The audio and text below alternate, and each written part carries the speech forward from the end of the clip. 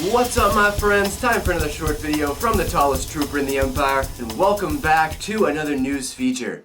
So guys, today we are officially at 171 days left until episode 8, and for today's news, we've got kind of another sparse news week this week. There wasn't that many huge news stories to talk about, but we've got a couple of cool stories, so let's jump into it. Now, before we begin today officially, I just wanted to mention very quickly 4 things to you guys. The first being that I just received my first official squad leader. My good buddy Oki Bridger, who's been undoubtedly my biggest supporter through my entire campaign on YouTube, just recently upped his pledge over on my Patreon to $5, which was incredibly generous of him to do, but that makes him a squad leader now. And in case you guys don't know, over on my Patreon page, I've got all kinds of tiers set up. All of my $1 Patreons, you guys get mentioned at the end of every single one of my videos, and then I have $5, and then up from there, tiers, and it goes squad leader, and then troop captain, and then troop commander, and then from squad leader and troop captain and troop commander, you guys all get permanent mentions in my YouTube description as being your title. So if you guys want to head over there and check out my cool tiers on Patreon, by all means. It's for everybody, of course, to check out, so see if you have one over there that might be fitting for your needs, and you can help support the Empire in the process. The third thing that I want to mention to you guys is simply just Twitter. I'm trying to get some more followers over on Twitter because Twitter is a good place for me to really be interactive with you guys. It's a place where I can chat with you guys. If you guys have questions for me, I can answer them immediately over there in the comment section. It's a good place for me to interact with you guys too, just in general. I can start posting polls over there. I can poll you guys on things. You guys will see all the pictures that I post and also all of the up-to-date news. In case I don't post anything immediately on my channel, I post all of the up-to-date news over there on my Twitter page. And then also, if there's anything going on with my channel, like I'm not updating that day for whatever reason, I do all my updates, all my channel updates and stuff like that on Twitter to keep you guys up to date on that. So definitely, if you guys have a Twitter page, head over there and click that follow button for me, and follow me on social media so I can start being more interactive with you guys. Because that's one thing that's going to help me build my channel a lot more, is that social media platform, definitely. And lastly, I wanted to mention to you guys, I'm starting a brand new segment here on this channel. Basically, it's going to be something completely for you guys. What it's called is Shout Out Sundays. And the name is pretty self-explanatory.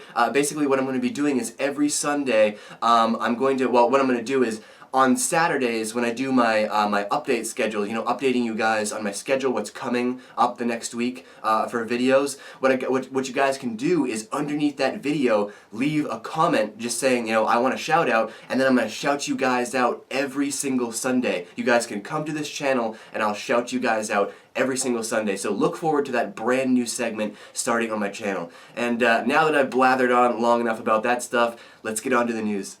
So, the first 2 news stories that I have for you guys today were sent over to me by my channel monitor, Andrew. And actually, before I get started on the news story, my channel monitor, Andrew, he has his own YouTube channel called This Is a Rebellion, Isn't It? I Rebel. And I often shout it out on my channel updates. But you know what, guys? He's struggling right now just to get to his 100th subscriber. And I remember where I was, back then, it brings back memories for me, being at my 35th subscriber, and just struggling just to get to 100, because 100 is a big milestone for a YouTuber. You get your custom URL, you're really starting to build a fan base of people at that point. So you know what, guys? I think we can work our magic here a little bit, don't you? Once you guys head over there, pause this video right now if you need to. You go look it over in my channel section, all the channels that I follow. You'll find his channel. This is a Rebellion, Isn't It? I Rebel. Make sure you guys head over there and click that subscribe button. Let's get him to his 100th subscriber, because it's a big milestone and he really deserves it for all of the help. This guy, you guys don't understand, this guy helps me out immensely on this channel with keeping me up to date on news, because I've been very busy, and he keeps me up to date on all the news. So make sure you guys head over there and give him some love. Hit that subscribe button, please. But this first story up today is coming from StarWarsUnderworld.com. Now, this is a brief interview that they had with Colin Trevorrow. What he's talking about here is, Carrie Fisher's role, or basically, unfortunately, non-existent role now in Episode 9. This is what he had to say about it. He said, "Now we've had to deal with it in very practical ways, and in a form of storytelling we know is going to honor her and keep her soul alive. But it is an unfortunate reality we're just going to have to handle." So again, this is reiterating the point that, obviously Carrie Fisher will not be appearing in any way, shape, or form in Episode 9, but Colin Trevorrow does make it a point to mention to us, that he did adapt her death, I guess you could say, in real life, and I would assume in Episode 8 as well, because that's what it's sounding like here. He did adapt that into his story. So now this is a basic confirmation that Carrie Fisher will, or I should say Leia, General Leia, will not be in Episode 9 at all. I think that they're probably this sounds like they're going to wrap up her story in Episode 8. And we might get a few mentions in Episode 9. I think that's what he's leading at here, is that we might get a few mentions going on in Episode 9, but it looks to me like they're going to officially wrap up her story in Episode 8. So what do you guys make of these comments here by Colin Trevorrow? Leave all of your thoughts and opinions down below. Now, the next news story that I've got for you guys today is just a small blip of news, but it's by far one of the coolest little pieces of news that we've got so far this year, and that is coming from TheVerge.com, who is confirming that Rogue One has been picked up by Netflix to be exclusively aired by Netflix starting in July. That's right, guys. So I don't have an official date for you guys right now to mark your calendars, but for now, just be aware that next month, in July, Rogue One will be coming to Netflix, so I'm sure we're all going to sit down and have a little party and watch that with friends or by ourselves, just for a night of individual partying, because it's been a while for me since I've seen Rogue One. I haven't seen Rogue One in a long time, but I'll tell you guys this, if it's on Netflix, I'm probably going to be watching it quite a bit. So yeah, guys, next month, July, Rogue One coming to Netflix. For the next piece of news up today, we've got something coming from StarWarsNewsNet.com. And now I should be clear before I start going into the story that StarWarsNewsNet.com is telling us that this is coming from multiple sources. This isn't from one source. This is from all different kinds of sources from all around, or should I say surrounding, the Han Solo movie. And what these sources are talking about right now is basically the truth behind, Lord and Miller leaving and Ron Howard coming in and everything. So what basically happened here is that, if you guys didn't know, Lawrence Kasdan, who's in charge of writing the Han Solo script with his son, of course, he was the one who brought Lord and Miller in to do the script. Now, what apparently happened is that through the filming process, it was actually Alden Ehrenreich, the guy who's playing Han Solo in this movie, of course. It was actually Alden who called them out.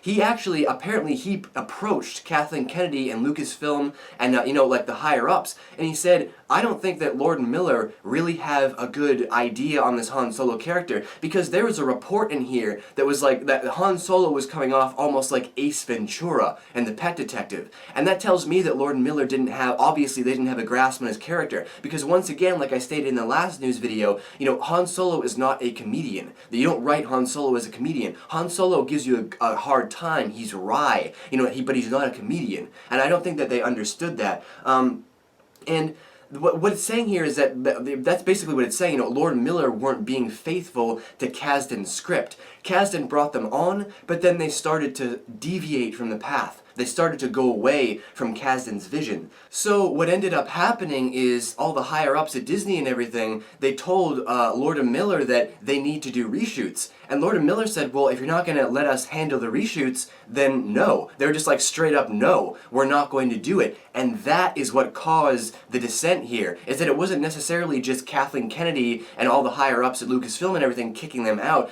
There was definitely some bad vibes going on in this. Lawrence Kasdan brought them on, and then all of a sudden they were ruining everything, apparently. So now they're talking about the film is going to be delayed. Now they're talking about obviously there's reshoots that are going to happen, and now we're back to the Rogue One days again, where there's reshoots going on. There's all this stress among the community, among fans, like what's going on over there. And, I want to hear from you guys on this because, do you guys think it's good that Kathleen Kennedy put her foot down and kind of like kicked Lord and Miller out because they didn't have a direction for the Han Solo film? Or do you guys think that this is bad? Do you think that this is bad news that she put her foot down? Because maybe Lord and Miller really did have a handle on the Han Solo film, but it wasn't corporate enough for Disney, so they had to, or it wasn't going down the checklist enough. So it could go either way here. So what do you guys think? Because, another thing I should mention here is that over on MakingStarWars.net, Ron Howard is receiving unbelievable support. I mean, unbelievable, from all different kinds of sources from all around the public sphere. Ron Howard is just blowing up. People are very, very happy. Even critics of Ron Howard are very, very happy. Because what they're mentioning here is that what some people forget about Ron Howard is that Ron Howard does a lot of biopics. He pretty much built his entire career on doing movies like biopics. Well, guess what, guys? The Han Solo movie is a biopic. That's why you need Ron Howard for a movie like this, is because he's basically doing a biopic on a fictional character. You know what I'm saying? We're doing a backstory, we're doing a full story for Han Solo here. So yet another huge reason why Ron Howard is the perfect director to be brought in for this Han Solo movie. But based on all these comments that you guys just heard, what do you guys think? Leave all your thoughts and opinions down below.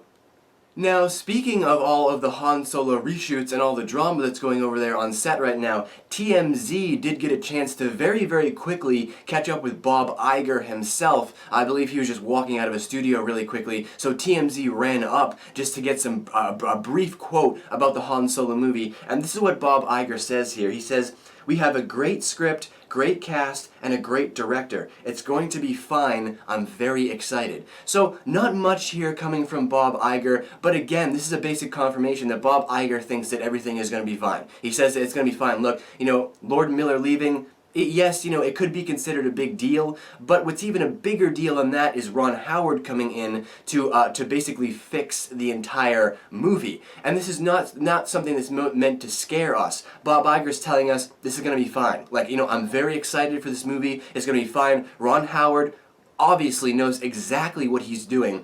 Coming in here, he's a veteran filmmaker, so Bob Iger just here telling us fans basically, chill. It's gonna be fine. He's very excited for this movie, and you know what? I'm still excited for this movie too. But I do have to address the fact that Bob Iger is an executive. He's gonna say that. He's not gonna come out and say the movie sucks, obviously. So he's gotta say stuff like this. So once again, it's up to us. How do we feel about this, and what do you guys make of these comments by Bob Iger?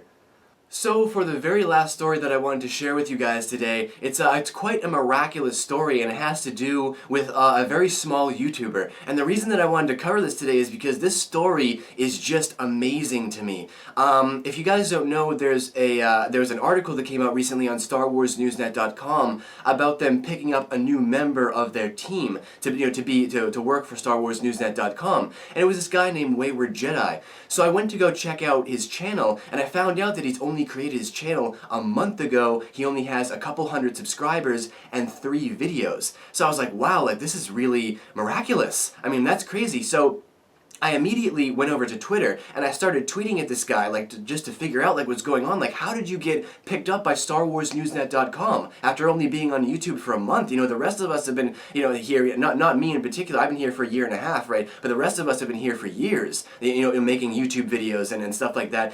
And what this guy claims, he claims that the owner of StarWarsNewsNet.com found his channel after only having his channel for a month. Mind you, a month. He found his channel and they picked him up for a job at StarWarsNewsNet.com. And I have a tweet for you guys here. Check out this tweet right here that Mr. Colton himself allowed me to use for this video.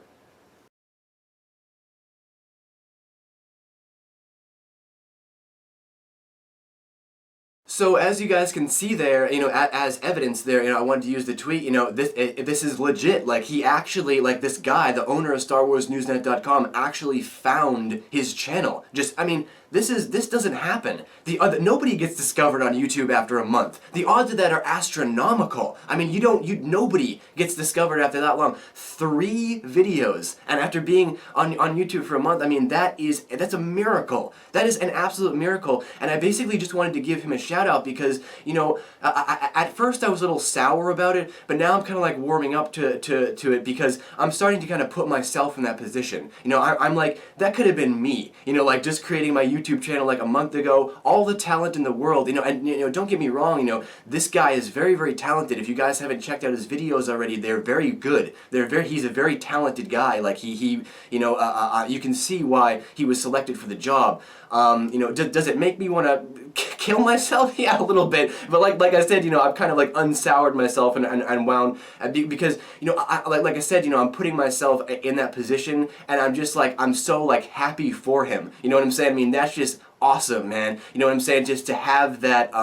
that miraculous activity happening on your channel, and now he's on StarWarsNewsNet.com, where I've been getting my. I mean, I've been unofficially doing news for StarWarsNewsNet.com since I started this channel. They haven't even given me the time of day. You know what I'm saying? So it's like this would just beyond miraculous, you know, and I wanted to share it on this video with you guys to just kind of you know build some awareness here because that's one of your new news team members over there at StarWarsNewsNet.com, and congratulations, man. My hats off to you for securing yourself that job and for being so damn lucky, to be honest with you, man.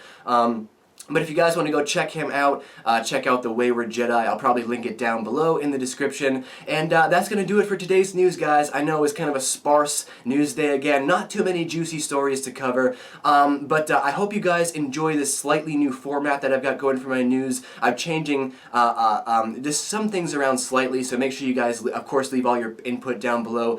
And that's going to do it for today's news, guys. I'll see you guys back probably this week for another theory video.